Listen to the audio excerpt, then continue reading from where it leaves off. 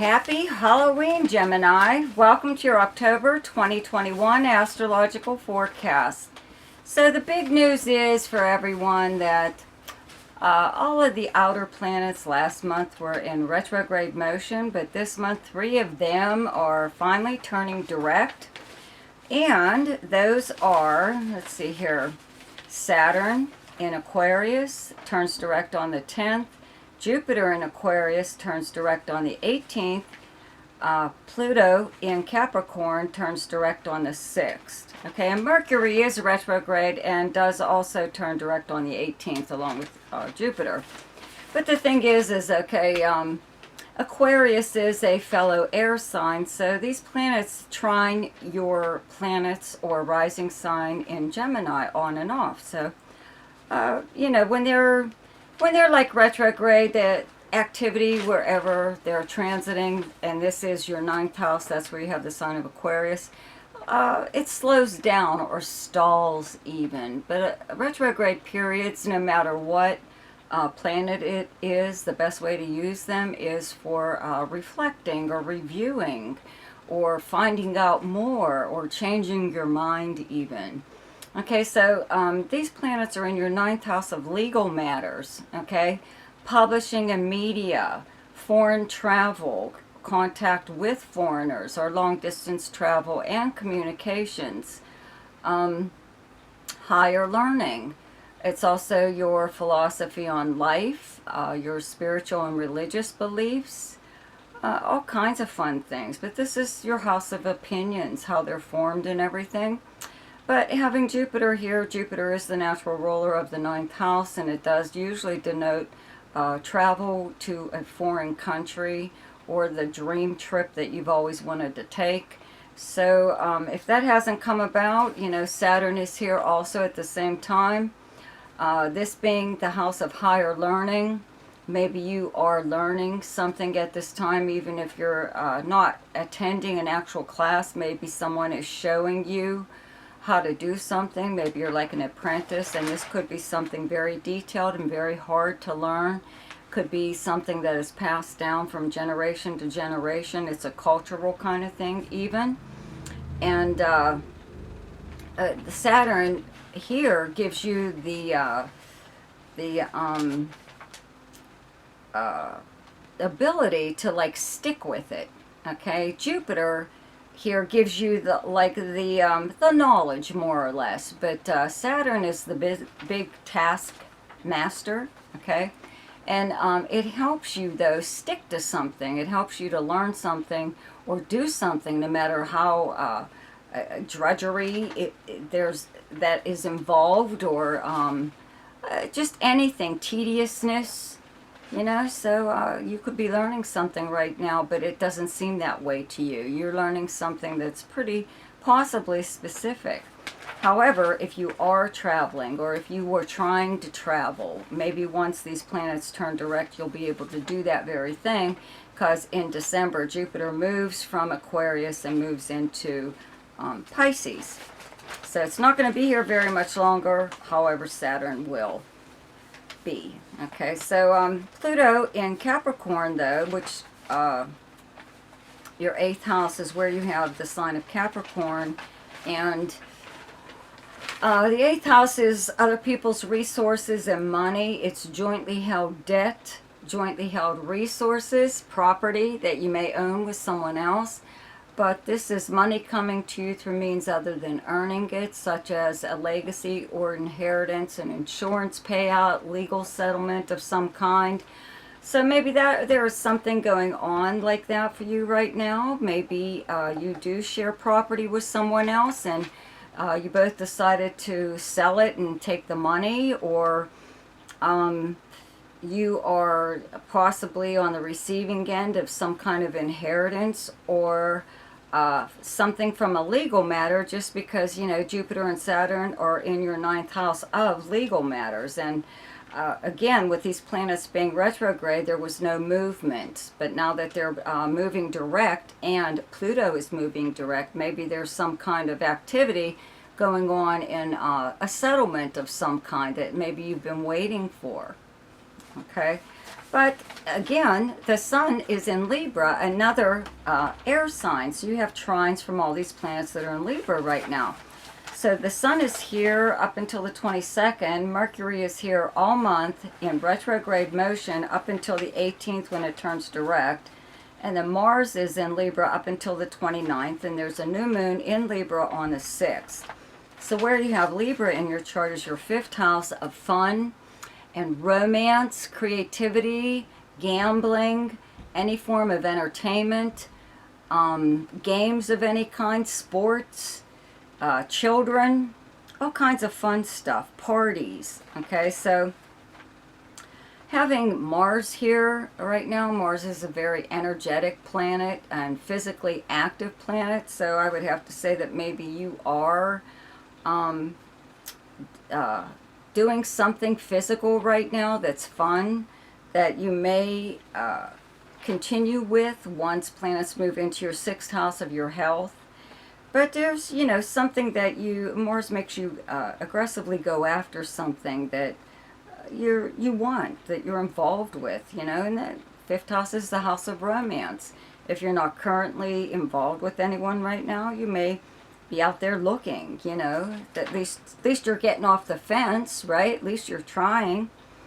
Having Mercury here, though, even retrograde and then direct again, means maybe possibly someone from your past could be coming back into the picture. This could be a romance, okay?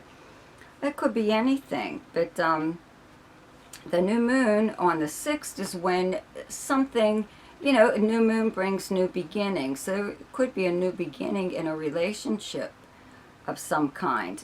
This is also the house of children. So maybe there's something actually going on with them right now. Your children or someone else's. You could be involved in something that they do, possibly at school even. Maybe you're becoming the, I don't know, coach or something of some game or extra activity that they do. Or, you know, maybe there's something going on with your child that that has made you very proud. They've done something or achieved some kind of recognition or something like that. But again, this is also the house of parties and fun, so you could just be doing things like that, like going to an amusement park, maybe taking a trip to like some place where you can do a little bit of an adventure.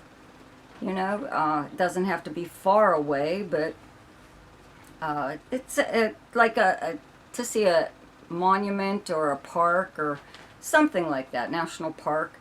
There's a full moon in Aries on the 20th, and where you have Aries in your chart is your 11th house. It's directly across from your 5th house. And your 11th house is your house of friends and acquaintances. It's your most sociable house. It's social media. It's where you would normally go to hang out, any kind of group that you belong to or organization.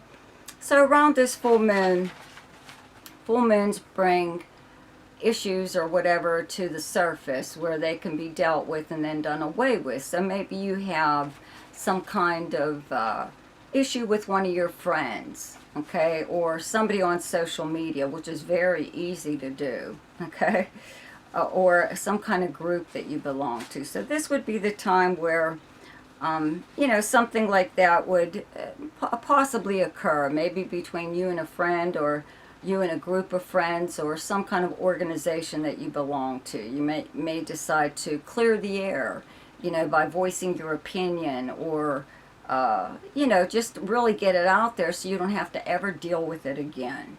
Okay? So the sun moves into Scorpio on the 23rd. Mars moves into Scorpio on the 30th. And Venus is here just up until the 6th. Then it moves into Sagittarius on the 7th. So where you have Scorpio in your chart is your 6th house of the workplace and the kind of work that you do, your work schedule, the physical place where you actually work, and your co-workers. It's also your house of health and your house of service to others. Okay, so service to others means you need help with something and someone else needs help with something, so You do a favor for them and they do a favor for you, and it works out for both of you. Could be some kind of an arrangement that you have. So if you are looking to do something like that right now, that's when you could form some kind of arrangement or agreement with someone in your life, okay? This is part of your everyday life and everyday schedule, okay, your sixth house.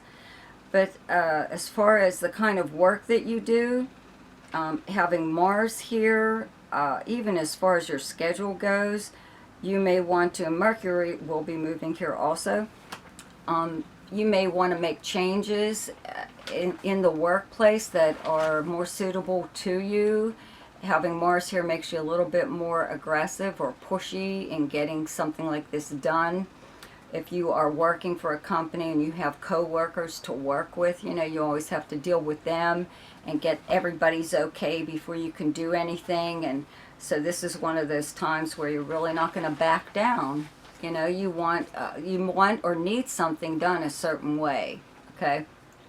If you're self-employed, you may rearrange your schedule in order to fit this, whatever it is that you want, into your life, and your clients will have to like adjust or something or other. And if you don't work at all, there's still something going on in your daily schedule that you're arranging to help you a little bit more, help you do something a little bit easier. Okay, having Mars here though in your house of health means that you're very physically active right now. Even if you don't normally exercise or do anything, any kind of movement whatsoever, you might feel like actually doing that because you are energized and you need to get rid of this energy somehow or other, even if you just dance or take a walk or do something like that. But your health will benefit from it at this time. You may also decide to just like have a checkup. You know, this is that time of year maybe that you do it every time this year. So it's come around again. Okay, you have Venus in your 7th house where you have the sign of Sagittarius, and the Sagittarius is your opposite sign. So having Venus coming from your 6th house, okay? When Venus was in your 6th house, it kind of makes you attracted to sweets or stuff that isn't considered good for you. You know, you might have overdone it a little bit. So having Venus in your 7th house, though, of close relationships and partnerships makes your relationships with these people in your life, this is a romantic partner, a business partner, or a close friend, makes them more pleasant. Okay, more pleasant times and conversations spent with one of these type of people in your life. And in fact, because Venus will be opposite your sun or rising sign or any other planets that you have in Gemini, you're kind of like in the mood to not really handle anything real earth-shaking. You know, you want to keep conversations very lighthearted, no serious subjects or anything like that. If anyone wants to argue or bring up a subject that's like off limits right now, you'll more than likely like let them know about it. Okay, because you're not in the mood to discuss anything unpleasant right now. Okay, the best time to do something each month is when the moon is in your own sign, and the moon is in Gemini on the 23rd, 24th, and 25th. The best time to lay low is when the moon is in your opposite sign, and your opposite sign is Sagittarius, and those dates are the 9th, 10th, and 11th.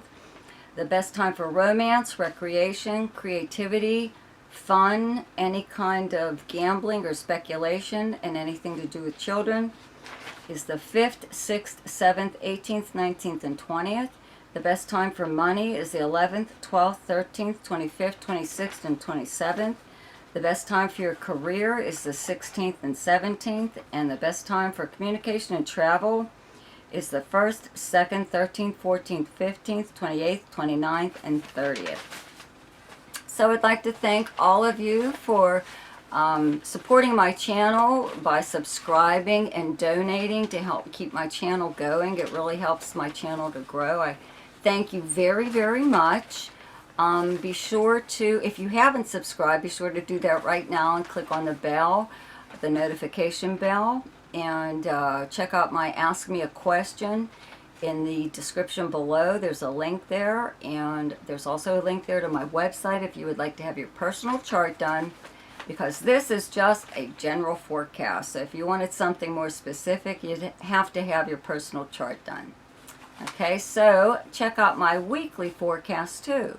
So I'll see you next week then. Goodbye and happy Halloween.